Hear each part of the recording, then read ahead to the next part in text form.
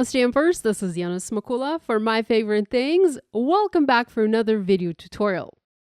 I'm using a repetition principle today. I'm taking one simple image of an ice cream, and stamping it multiple times to have that same image repeat on my card. The ice cream image comes from the Sweet Treats stamp set from My Favorite Things. But you can use this technique with many other images you might already have in your stash. You just want to find something not too big and not too small, depending on the size of the card you're making, and also something fairly simple. You don't want to use an overly complicated image. The simpler the image, the better. Like this ice cream, it is just a simple outline. I stamped mine 8 times in Memento Tuxedo Black ink onto white cardstock, and I used my Mini Misty stamping tool to make things easier for myself. Next, I use Copic markers for my coloring. I find Copics a quick and easy medium to add color, be it a detailed colored image or a simple layer of color. Now I needed 2 shades of one color for each ice cream, a light and a medium shade. This ice cream image has 2 sections, hence the 2 shades of one color. There will be no shading, no detailing, just basic coloring. And our job is basically just to stay within the lines. I first used the E000 color to color the ice cream stick, and you can see I just applied one solid layer of color here, no shading. Next, I once again used my Copic markers for the 2 shade coloring, starting with the RV00 and RV10 for the pink ice cream, YR00 and YR15 for the orange ice cream. And by the way, the YR00 is still wet at this point. It is going to dry and the color will look a little lighter.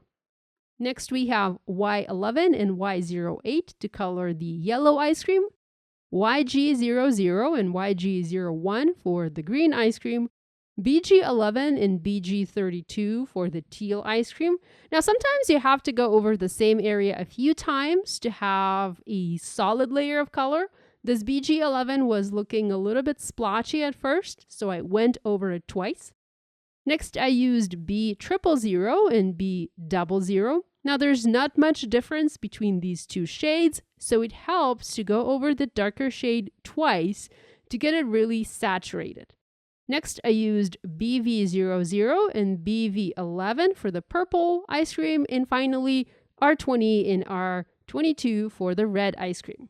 As you can see, this is ridiculously simple and very easy to do. If you don't have Copics, you can use whatever markers you have. We are not blending anything here, so it doesn't even matter if your shades blend well together or if your markers blend well together.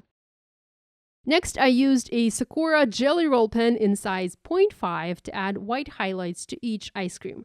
Now, you can go with a wider pen here too. I usually like to go with a 0.8 or size 1 pen, but I couldn't find mine, so I went with a 0.5.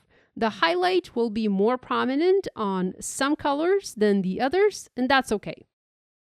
Next, I used the coordinating die and cut my 8 ice creams out. While ice cream coloring is quite bright, I wanted to add more color to my card.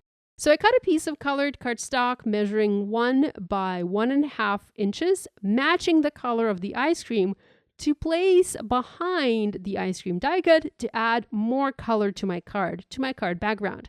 So I have 8 colored cardstock rectangles here. Not 9, but 8. I intentionally left the last one blank. I know you expect to see the last 9th one there because we have like 3 by 3 going on here, but I think it adds a touch of unexpected to this design. I used glue to adhere the rectangles. This gave me a little bit of wiggle room when placing them onto my cardstock panel. And by the way, this is not a card base that I'm working on here. This is just a panel that I'm trimming down and popping onto the card. I found mounted ice cream die cuts onto the panel, each die cut onto its own colored rectangle, but I did not align them. I wanted playfulness, I wanted randomness, I wanted movement here. So I adhered each in a different way, some even going outside the edge of my panel. I then foam mounted the panel onto A2 card base. As for the sentiment, I heat embossed that in white embossing powder on black cardstock I love the contrast that creates, and I added a double layer of foam adhesive to the right-hand side of the sentiment strip as I needed to overlap that with an ice cream that was already popped up on the background.